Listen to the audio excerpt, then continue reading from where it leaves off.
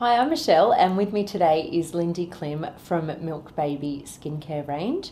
Lindy, thanks for coming in. That's right, thanks for having me. So the Milk Baby range, your husband Michael started Milk for Men in 2007. Yep, that's How did you get involved in the company? Well, I actually was the person that told him to do it because he kept stealing my face washes and everything. So I just said, you need to do your own skincare. So he did that, and then while he was sort of creating that, I had Stella, our firstborn.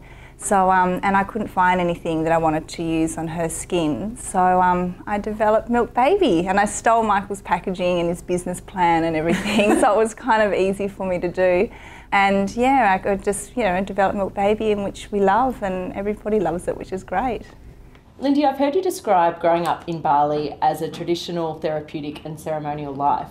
Does this refer to your royal heritage? It does, in a way. My dad was from Bali, my mum's Australian. So part of my life was in Bali and part of it was in Tasmania, actually. And the Balinese people use massage and oils and all that sort of thing for everything, from healing a heartache to a headache to a cold, or just for everything. So I kind of adapted that sort of theory, I guess, and created Milk Baby. So did the Balinese life influence Milk Baby in terms of ingredients at all?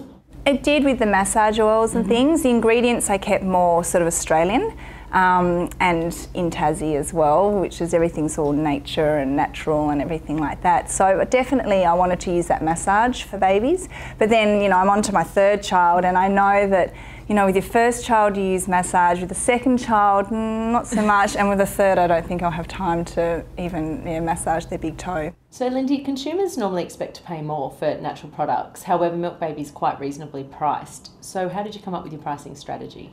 That was really difficult. It's something that we're really passionate about. We do still, however, have people saying it's too expensive, but it's, for an organic product, it's really not. And I wanted mums and parents to keep using the product, not just for a novelty sort of gift or, to use an organic product once in a while. I want them to use it all the time. So it is something we found really difficult to do, and especially with the packaging, because the packaging's so premium as well. So we're constantly fighting with our manufacturers to put the price down and to try and keep it low. What's your favourite product in the Milk Baby range? I have a few. I absolutely love Snotty Grotty, and I think everybody else does too, hence the reason we actually sold out. So we have a shipment coming tomorrow, which is perfect, and also Stinky Winky. So this is the newest product that we have, and it's an odour neutraliser for changing nappies. So I think dads like this more than the wives. So they're definitely my favourite as well. So even with a deodorising product, is that all organic ingredients as well? So most of my products are up to 80–90% content, which is fantastic. And where would a parent be able to find Milk Baby products in Australia? Well, at the moment we can find you can find Milk Baby products in Maya and most children's boutiques. And at the moment I'm trying to do a sort of a smaller range, an essentials range. So we're sort of aiming that at grocery level. So that's my next big thing. So hopefully, fingers crossed, you'll be able to buy it in groceries. It just makes it easier, and you're doing a weekly shop. You don't have to go to a department store, you don't have to go to a boutique, you can just pick it up. And Milk Baby has had success overseas, so where is it stocked? We're in Sephora in Singapore and Hong Kong, which is fantastic, and also Bashua, which is about 500 stores in China, which is really, really good. Denmark and I think Poland, and yeah, we're still sort of waiting on a big department store in the UK, so fingers crossed that'll come off for us. To get into Sephora is incredible. We're very lucky. Yeah, we found that doing a lot of the exhibitions overseas, so we did Cosmoprof in Hong Kong, right. And that was our very first year of launching, and we walked into this exhibition and we're like, oh my goodness, it's crazy in here. But we got some really good contacts, and Sephora came across our product there and they took it on straight away. And they've been really supportive and they love it, which is great.